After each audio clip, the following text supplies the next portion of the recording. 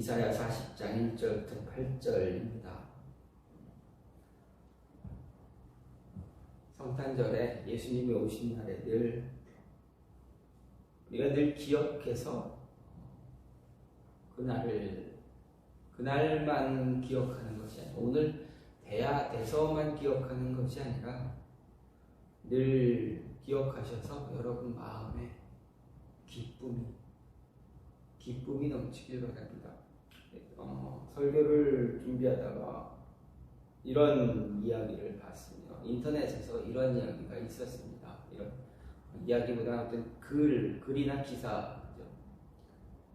성탄절이었기 때문에 예수님이 오신 날이기 때문에 참 기쁩니다. 너무 기쁩니다. 그런데 그 기쁨은 오래가지 않았습니다. 곧바로 슬픔이 다가왔습니다. 슬펐습니다. 이렇게 얘기하더라고요. 이런 글을 봤습니다. 여러분, 기쁘자마자 슬펐다라고 하는데 여러분 왜 슬펐을까요? 왜 슬픔이 있었을까? 이어지는 글에서 그분이 이렇게 이야기합니다. 나 때문에 안 와도 되시는 분이 나 때문에 오셨다.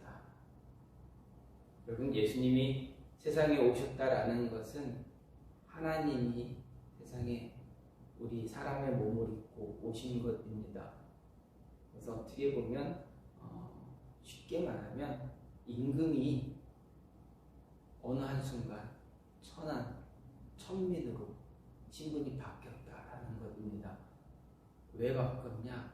그 천민들, 그 연약한 사람들을 돌보기 위해서, 그런 사람들이 어떻게 사는가 보기 위해서 이렇게 바꿨다라고 생각한다면 조금 이해가 쉽지 않을까.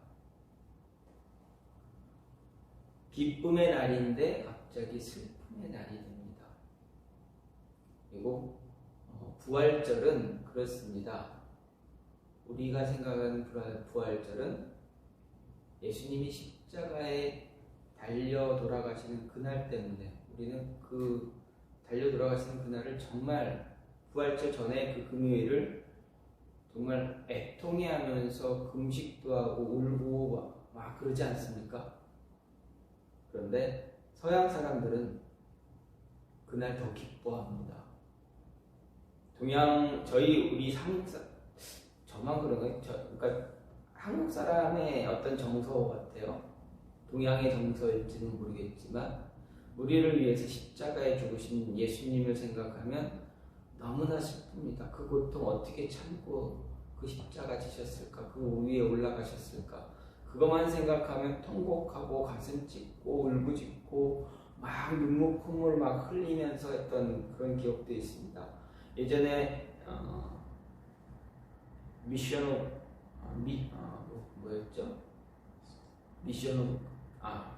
패션 오브 크라이스트죠.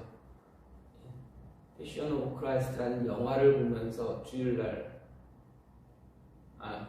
금요일날 저녁에 예배 가운데 예배 시간에 그 예배 대신에 그 영화를 보면서 얼마나 가슴 아프고 막 한없이 속으로 얼마나 가슴 아프고 그러나 그때를 생각하고 그렇게 생각을 했었는데 서양 사람들의 모습을 보니 그들은 슬픔이 없습니다. 왜 안 슬프지? 저 사람들은 왜 안 슬플까? 그들은 그렇게 이야기합니다. 금요일날 굿 프라이데이 이렇게 이야기합니다. 왜 그러지? 물어봤어요. 왜? 예수님이 이렇게 해서 돌아가셨는데 우리 때문에 죽으셨는데 왜 왜 굿 프라이데이 이렇게 얘기하냐? 왜 이렇게 너희는 이렇게 해서 들떠서 환호하고 그러냐? 물어봤더니 그들이 그렇게 이야기합니다. 예수님이 다 이루어서 살아나실 거야. 우리를 위해서, 너를 위해서, 나를 위해서 다시 부활하실 거야. 그러니 기쁜 날이지. 두 성탄절과 부활절을 생각하면서 어떻게 이 날을 바라보느냐에 따라서 생각의 이 관점의 차이가 얼마나 큰가라는 것을 생각할 수가 있습니다. 말씀드린 것은 우리는 늘 기뻐야 합니다. 저나 여러분은 늘 기뻐해야 합니다. 그래서 주변에 있는 사람들도 같이 덩달아 기쁠 수 있는 그런 모습이 있었으면 좋겠다라는 생각에 잠시 말씀을 드린 것입니다. 1978년에 로마 교황 요한 바오로 1세가 이제 서거했습니다. 요한 바오로 1세가 취임한 지 딱 33일 만에 죽었습니다. 온 세상에 교황이 취임한다라고, 교황이 즉위한다라고 하면 엄청난 이슈이고 축제이기도 합니다. 그런데 되자마자 33일 만에 죽었습니다. 얼마나 충격이겠습니까? 온 세상이 충격 그 자체였습니다. 장례 절차를 준비하는 과정에서 교황이 짧은 임기 동안에 특별하게 또 임종 직전에 죽기 전에 남긴 일기문이 공개되었습니다. 이렇게 그가 일기를 썼습니다. 부자들이여 가난한 자들을 기억해 주십시오. 직장인들이여 무직자들을 기억해 주십시오. 건강한 자들이여 병든 자를 기억해 주십시오. 남을 위해서 슬퍼하는 사람은 복이 있습니다. 참 간단한 기록입니다. 이 일기문이 온 세상에 공개될 때 제일 먼저 충격받은 것은 노벨 평화상 위원회였다라고 합니다. 그들은 곧 반응을 나타내서 깊이 심사숙고 다시 생각한 끝에 인도의 빈민굴에서 한평생을 바친 테레사 수녀에게 그 평화상을 수여하기로 결정했습니다. 원래는 중동 문제의 해결을 위해서 수고한 미국의 카터 대통령에게 주려고 했지만 생각을 바꿔서 테레사 수녀에게 그 상을 노벨 평화상을 수여한 사건이었습니다. 테레사 수녀는 이렇게 기록을 했습니다. 자신의 일기에 이런 기록을 했습니다. 가장 큰 질병은 결핵이나 문둥병이 아닙니다. 아무도 돌아보지 않고 아무도 위로하지 않고 아무도 사랑하지 않고 아무도 필요로 하지 않는 것, 이것이 가장 무서운 질병입니다. 세상에는 빵이 없어서 죽어가는 사람도 많지만 작은 사랑이 없어서 죽어가는 사람이 더 많습니다. 이렇게 자신의 일기에 기록했습니다. 여러분, 우리는 해마다 성탄절을 맞습니다. 예수님이 오신 날을 우리가 기념합니다. 그 의미를 여러분이 실제적으로 어떻게 마음에 되새기고 있습니까? 성탄을 맞는다면 성탄의 의미를 내 마음에 기리고 그 성탄의 의미를 향해서 마음과 인격과 생활이 변화될 때 거기에 진정한 성탄절의 의미가 새겨질 것입니다. 오늘 성경이 이렇게 말합니다. 내 백성을 위로하라, 이렇게 외칩니다. 내 백성을 위로하라. 여러분, 어떻게 위로하며 어떻게 위로받을 수 있다 생각하십니까? 빵으로 위로할 수 있습니까? 직장으로 위로받을 수 있습니까? 아니면 건강입니까? 아니면 재물입니까? 물질입니까? 무엇으로 위로를 받고 무엇을 통해서 위로할 수 있다 이야기하는 것입니까? 많은 생각을 할 수가 있습니다. 이 나라에 우리가 살고 있는 이 나라 실업자도 참 많다라고 이야기합니다. 기술자도 많습니다. 그리고 정치가도 있고 학자도 많습니다.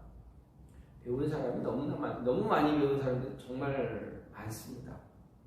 그런데 늘 우리나라뿐만 아니라 지금 온 세상이 동일하게 이야기하는 것 하나는 아마 이것이지 않을까 생각합니다. 지도자가 없다라고 이야기하고 있지 않을까. 우리나라뿐만 아니라 다른 미국, 또 더 다른 강대국들 많은 나라들이 지도자가 없다 이렇게 생각할 것 같습니다. 사람이 없어, 인물이 없다. 우리가 투표할 때마다도 그러지 않습니까? 인물이 없네.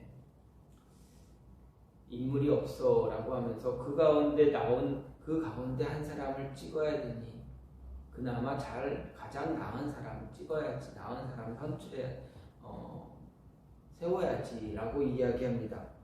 그 말은 즉 지도자가 없다라는 것을 이야기합니다.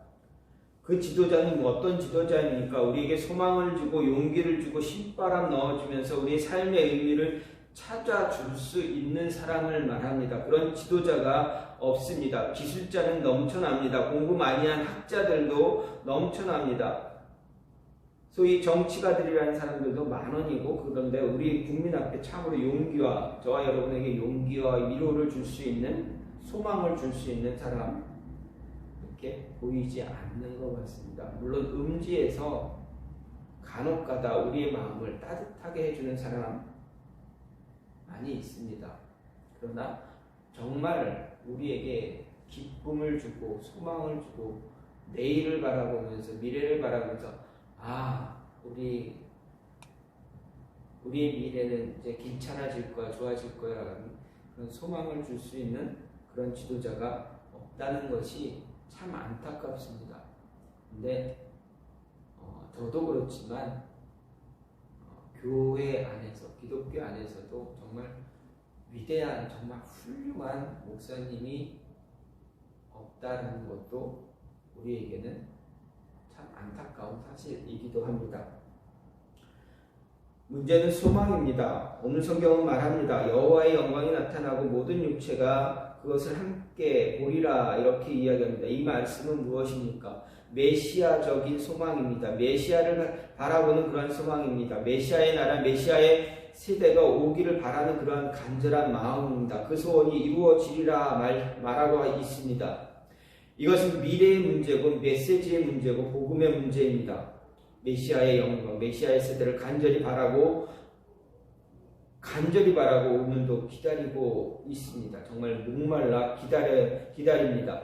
우리는 과거와 현재로부터 논리적으로 추리해서 미래를 생각해 보기도 합니다. 이것을 소위 미래학이라고 이야기합니다. 하지만 모든 것과 관계없이 아주 비약해서 결정적 미래를 생각하고 그 미래로부터 현재를 생각하는 것을 우리는 종말론이라고도 합니다. 종말론은 종말이 있습니다. 마지막이 있습니다. 그걸 가지고 이제 현재를 이야기하는 것, 생각하는 것입니다. 성경은 무엇을 말합니까? 미래학을 이야기합니까? 종말론을 이야기합니까? 성경은 종말론을 항상 말하고 있습니다. 종말론적 신앙을 이야기합니다. 그 종말론적 신앙의 핵심이 바로 오늘 말씀에서 보는 대로 복음입니다. 복음의 핵심이 무엇입니까? 사죄, 죄사함입니다. 죄사함을 선포하는 것입니다. 사랑 가운데 가장 큰 사랑이 용서입니다. 죄사함은 바로 용서입니다. 용서해 주는 것이 가장 큰 사랑입니다. 오늘 성경 말씀은 말합니다. 복역의 때가 끝났다. 하나님의 진노가 여기서 멈추고 은총의 은혜가 앞으로 온다. 이렇게 외쳐라 라고 말하고 있습니다. 결정적인 미래, 밝은 소망의 메시아의 세대를 외치라 이야기합니다. 바로 용서를 외치라는 이야기입니다. 용서를 의미합니다. 메시아의 예수님의 오심은 바로 용서를 이야기합니다. 구제받을 수 없는 용서. 우리는 많은 문제를 놓고 잘했느냐 못했느냐, 어디까지 사실이냐, 어지간히 그렇게 비판을 해보지만 시시비를 통해서는 절대로 미래가 보이지는 않습니다. 과거 청산해야 미래가 보인다. 과거 청산을 이야기하지만 과거 청산할 길이 없으니 미래도 보이지 않을 때가 있습니다. 아무리 저나 여러분의 과거를 아무리 청산해도 미래가 보이지 않을 때가 얼마나 많습니까? 언제까지 이러한 시비 속에, 이 절망 속에 살아갈 수 있겠습니까? 그래야 되겠습니까? 우리는 미래를 바라보아야 합니다. 사죄의 은총입니다. 율법을 초월해서 죄인을 사랑함으로 다시 소생하는 길이 있기 때문입니다. 해밍웨이 단편 소설 가운데 이런 짤막한 이야기가 있습니다. 스페인의 어느 매우 엄한 아버지가 있었습니다. 그 아버지는 늘 아들과 사사건건 충돌하는, 의견 충돌도 있고 삶에 그런 충돌되는 문제들이 계속 일어났습니다. 아버지의 시각으로 볼 때 그 아들이 하는 일들 못마땅합니다. 아버지가 볼 때는 그것 말도 안 되는 사람, 말도 안 되고 사람도 아니다 이렇게 생각합니다. 계속 충돌하는 나머지 아들이 어떻게 합니까? 집을 나갑니다. 가출합니다. 가출해서 몇 해 동안 방황합니다. 아들을 내보내고 나서 아버지는 어떻습니까? 마음이 편해집니까? 그렇지 않습니다. 괴롭습니다. 항상 가슴이 아팠습니다. 잘못이 있어서 내보낼 수밖에 없어서 사람답지 못해서 소망도 없어서 내보냈지만 아들을 내보낸 아버지는 늘 괴롭고 가슴만 아팠습니다. 아들을 용서하지 못한 아버지 절대 편안하게 있을 수가 없었습니다. 끝내 마음 먹습니다. 그래, 용서해야지, 용서하자. 용서하기로 굳게 결심하고 신문에 광고를 냈습니다. 짤막하게 이렇게 냈습니다. 파코, 그 아들의 이름이 파코였습니다. 파코, 화요일 정오 몬타나 호텔에서 만나자. 다 용서했다, 아빠. 딱 몇 문장의 이야기를 신문에 광고로 실었습니다. 그 예정된 시간에 그 정오에 이 아버지가 호텔에, 몬타나 호텔에 갔더니 아들을 만났겠습니까? 어떻겠습니까? 몬타나 호텔 앞으로 딱 갔는데 아버지가 충격을 받았습니다. 왜 충격을 받았느냐?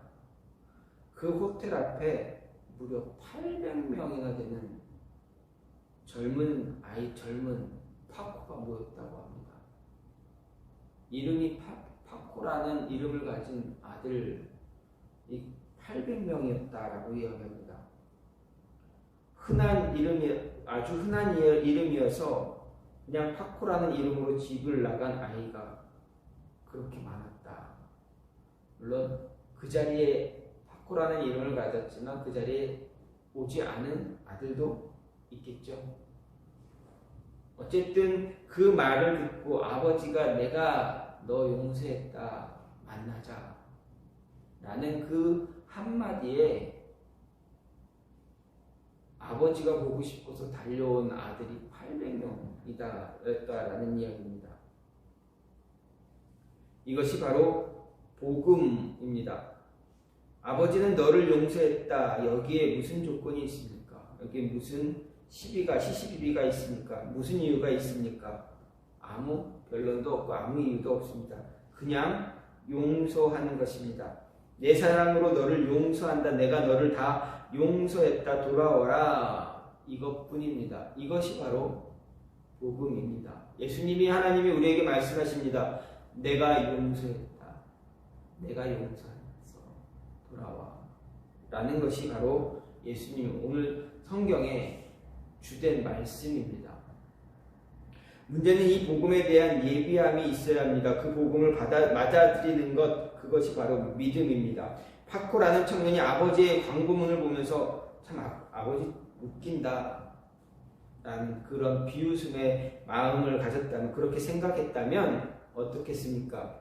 이 아버지의 말은 믿을 수가 없어. 그랬다면 어떻겠습니까? 그 아들은 오지 않았을 것입니다. 결국 무엇이 문제입니까? 믿음입니다. 그도 함께 괴로워하던 중에 아버지가 다 용서했다는 말 한마디를 전적으로 믿고 감격해서 가슴을 활짝 열고 자기가 잘했느니 못했느니, 뭐 얼마는 잘하고 얼마는 못했느니 알 바가 아닙니다. 다 지워버리고 그대로 염치 없이 아버지께 돌아오고 아버지 품에 안기는 것이, 그것이 믿음입니다. 아버지를 믿었기 때문에 나를 용서해 주신 아버지, 나를 용서해 주셨다. 그걸 믿고 아버지한테 온 것입니다. 그것이 바로 크리스마스입니다. 예수님이, 하나님이 우리를 용서하시고 오라고 했을 때 우리가 하나님 앞에 나오는 것, 그것이 바로 크리스마스의 의미입니다. 우리는 탕자의 비유를 늘 잘 알고 있습니다. 탕자가 집을 나갔다 돌아옵니다. 돌아오는 일은 중요한 신앙이라 우리가 이야기합니다. 그는 미래를 생각했습니다. 그 미래에 대한 믿음을 가졌습니다. 그리고 아버지의 약속을 믿었습니다. 아버지의 넓은 마음을 믿고 있습니다. 그리고 찾아왔습니다. 아버지는 그의 과거를 하나도 묻지 않습니다. 아들은 스스로 생각하고 나는 아버지 앞에 죄를 지었기 때문에 자격이 없어. 아들 자격이 없어. 이렇게 생각했습니다. 아들이라 부름받을 수도 없다라고 생각합니다. 그냥 아버지가 부리는 하인 가운데 하나로 생각해달라고 이야기하자 아버지 받아주실 거야. 그 믿음 가지고 아버지에게 갔습니다. 정말 염치 없는 그런 모습으로 갔습니다. 그때 아버지가 무엇라 이야기합니까? 아들을 향해서 넌 내 아들이야. 하인이 아니야. 하인 아니야. 내가 부리는 종이 아니야. 너는 내 아들이야. 죽었다 살아난 내 아들이야. 잃었다가 다시 찾은 내 아들이야. 이렇게 이야기하시면서 하인들에게 무엇라 이야기합니까? 잔치를 벌여라 말합니다. 아들은 체면이 없습니다. 어떻게 이 잔치를 받아들일 수 있을까? 참 염치가 없었기 때문에 염치가 없었습니다. 그 잔치를 참석하고 정말 아들처럼 행동하는 것이 너무나 염치 없었고 뻔뻔했습니다. 그래도 아버지의 기뻐하는 그 마음 때문에 그 기쁨을, 그 마음을 무시할 수가 없었고 아버지의 마음을 다시 섭섭하게 할 수가 없어서 부끄러웠지만 어떻게 합니까? 의젓하게 그냥 그 자리에 앉아 있게 됐습니다. 형이 질투하는 것도 알았습니다. 질투해서 그 잔치에 참석하지 않는 형을 생각할 수가 있었습니다. 하지만 염치 없이 그 자리에 앉아서 잔치를 잘 받아 먹었습니다. 그것이 바로 믿음입니다. 가끔 똑똑한 분들이 이렇게 이야기하기도 합니다. 예수 믿는 사람 좀 뻔뻔하고 체면이 없다라고 말합니다. 왜냐고 물어보면 아니 죄 지었다고 회개하고 또 짓고 회개하고 또 짓고 다시는 안 그러겠다고 또 회개하고 그거 평생 그러지 않느냐. 얼마나 뻔뻔하냐. 너 뻔뻔한 사람 아니냐라고 이야기합니다. 그렇습니다. 저나 여러분은 참 뻔뻔한 사람입니다. 매번 죄를 짓고 매번 회개하고 하나님 잘못했습니다. 이렇게 기도합니다. 생각해보면 어떻게 우리가 하나님의 딸이고 하나님의 아들이라 이야기할 수가 있습니까? 어떻게 하나님의 사랑을 독차지하는 그런 사람이다라고 말할 수가 있습니까? 하지만 우리는 이 사랑을, 하나님의 사랑을 믿기 때문에 우리는 하나님께 나와 하나님 잘못했습니다 라고 이야기할 수가 있는 것입니다. 어거스틴이 말합니다. 하나님은 나 하나만이 당신의 사랑하는 자인 것처럼 우리 모두를 사랑합니다 라고 말합니다. 그리고 말합니다. 여기에 약속이 있습니다. 여기에 복음이 있습니다. 이야기했습니다. 그 약속, 그 복음 받아들이고 그 사랑 받았을 때 하나님은 우리에게도 이야기하십니다. 내가 너를 사랑하노라, 내가 너를 용서하노라, 내가 너를 용서한 증거로 내 죄를 내가 대신 지노라. 그래서 세상에 오셨습니다. 십자가에서 돌아가셨다라는 이야기입니다. 그리고 오늘 성경은 말합니다. 예비하라 이야기합니다. 산은 낮아져야 되겠고 골짜기는 높아져야 되겠고 첩경을 곱게 하라고 명령합니다. 그렇습니다. 오시는 예수님 그 복음을 영접하려면 산은 낮아져야 됩니다. 바리새적인 그런 교만, 자기의 의를 의지하는 교만, 잘났다고 하는 그 교만, 뭔가 자기가 이룬 것 같이 생각하는 그 교만 다 낮아져야 됩니다. 낮아지고 또 한 번 발바닥이 땅에 닿을 때까지 낮아져야 합니다. 그렇지 않고는 예수님을 영접할 수가 없습니다. 내가 내 죄를 사하느니라 하는 이 복음을 내가 수용할 수가 없는 것입니다. 복음을 믿고 받아들이는 데 있어서는 겸손해야 되고 끝까지 겸손하고 마음을 비워야만 합니다. 깨끗하게 다 비워야 합니다. 그리고 낮아져야 합니다. 마치 옛날 세리와 같고 창기와 같은 사람들, 천대받았던 사람들, 그들의 신분을 높여야 합니다. 나는 소망이 없다 생각하지만 주님은 나를 생각하시면서 소망이 있다 말씀하십니다. 여러분을 생각하시면서 예수님은 소망이 있다 말씀하십니다. 예수님이 나를 하나님의 아들이라 라고 부르면 저는 하나님의 아들입니다. 여러분도 마찬가지입니다.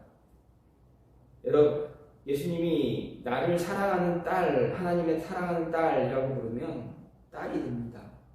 누가 뭐래도 나는 하나님의 사랑을 받은 확실한 하나님의 자녀이기 때문에 그렇습니다. 그러므로 천한 신분, 더러워진 과거, 씻을 수 없는 더러운 추한 것들을 툭툭 털어버리고 골짜기는 높아져야 됩니다. 주님과 만날 수 있을 만큼 자신을 소중히 여길 줄 알아야 합니다. 사랑받는 존재이기 때문에 나가서 첩경을 곱게 하라. 굽어진 마음, 갈고리 같은 마음, 편견, 오해 이런 이야기 다 지워버리고 순진한 마음, 깨끗하게 예수님을 영접할 수 있는 사랑을 영접하는 자의 그런 자세가 있어야 합니다. 어느 중년 남자가 일주일 동안 해외여행을 갔다는 이야기를 보았습니다.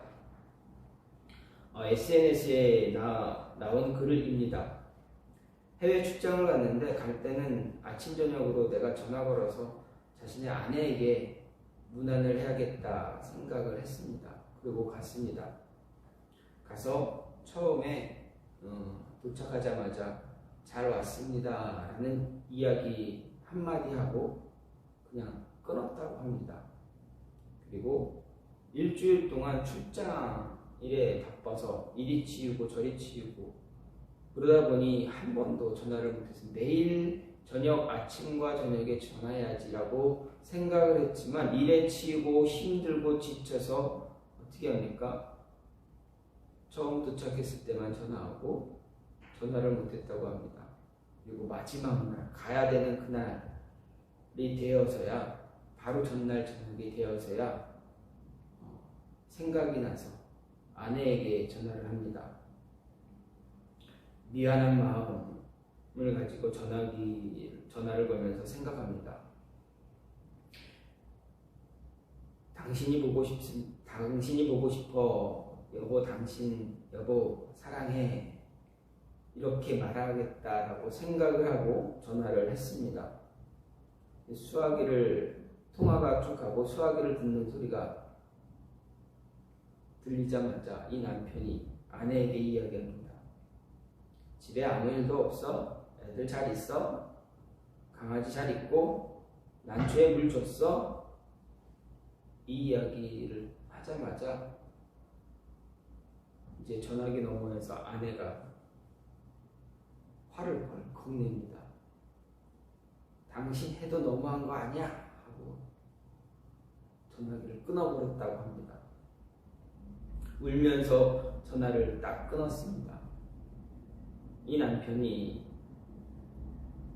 뭐가 문제입니까? 그러면 아내가 듣고 싶은 말이 무엇이었겠습니까? 강아지 챙기면서 밥 먹고 애들 챙기고 난초에 물 주는 게 그 중년 남자의 아내가 해야 할 일이었습니까? 꼭 그 이야기를 들어야만 되었겠습니까? 아마 제가 제 아내에게 그렇게 전화해서 그렇게 얘기했다면 전화 그냥 아무 말도 안 하고 그냥 끊어놨을지도 모릅니다. 왜 그렇습니까? 듣고 싶은 말이 그 얘기가 아니기 때문입니다. 강아지 밥 주는 거, 난초에 물 주는 거 그게 중요한 게 아니지 않습니까? 듣고 싶은 말 무엇입니까? 미안해. 일주일 동안 정신이 없었네. 미안해. 아니면 사랑해. 뭐 이런 그런 단어 아닙니까? 여러분이 듣고 싶은 단어는 그런 단어가 아닙니까? 사랑받을 만한 존재입니다. 사랑을 받아야만 합니다. 그런데 사랑을 받지 못하는 것이 얼마나 불행하고 힘들겠습니까?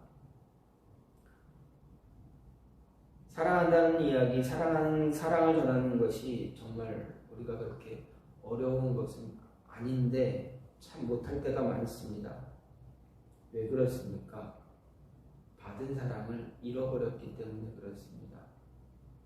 저나 여러분이 저나 여러분이나 받은 사랑을 잃어버리면 사랑을 줄 수가 없습니다. 하나님의 사랑을 우리가 잃어버리면 하나님의 사랑을 나눌 수가 없습니다. 참 사랑은 모든 율법이나 모든 비판을 초월할 수가 있습니다. 이유가 없습니다. 그냥 사랑하기 때문입니다. 하나님이 그냥 사랑하기 때문에 아무 이유 없이 조건 없이 그냥 세상에 오신 것입니다. 그리고 모든 것을 처음 원래 상태로 바꾸시기 위해서 오셨습니다. 원래 상태는 무엇입니까? 저나 여러분이 하나님과 직접 만나고 이야기할 수 있는 것, 하나님 앞에서 땡깡 부릴 수 있는 것, 그 땡깡 다 받아주시는 것. 아마도 에덴 동산에서 아담과 하와는 하나님 앞에서 그렇게 어린아이처럼 땡깡도 부리지 않았을까? 하나님이 다 해주셨는데, 다 만들어주셨음에도 불구하고 하나님 이거 없어요 땡깡 부리지 않았을까? 아마 하와가 없어서 아담이 하나님한테 땡깡도 부리지 않았을까? 그래서 저녁 노을에 가만히 앉아있는 아담을 보면서 참 외롭겠다. 내가 너를 위해서 백비를 지어줘야 되겠다. 함께 할 수 있는 하와를 너를 위해 마련해줘야 되겠다라고 생각하시지 않았을까? 그 땡깡 다 받아주시는 분이 바로 하나님입니다. 우리에게 땡깡 부려라 라고 말씀하십니다. 그리고 직접 그 땡깡 받아주시기 위해서 오셨습니다. 그것이 바로 하나님의 사랑입니다. 이 사랑 우리가 기억해야 이 사랑 나눌 수가 있습니다. 많은 하나님의 지금까지 받은 사랑이 너무 많은데 그 사랑 잊어버리지 않았는가? 다시 한번 생각하시고 예수님께서 우리에게 세상에 오시는 진정한 이유가 무엇일까? 그것을 다 기억하셔서 더 많이 나눌 수 있는 저와 여러분이 되기를 간절히 소망합니다. 진정한 사랑은 죄사함에 있습니다. 용서에 있습니다. 참사랑에 있고 그리고 만나주심에 있습니다.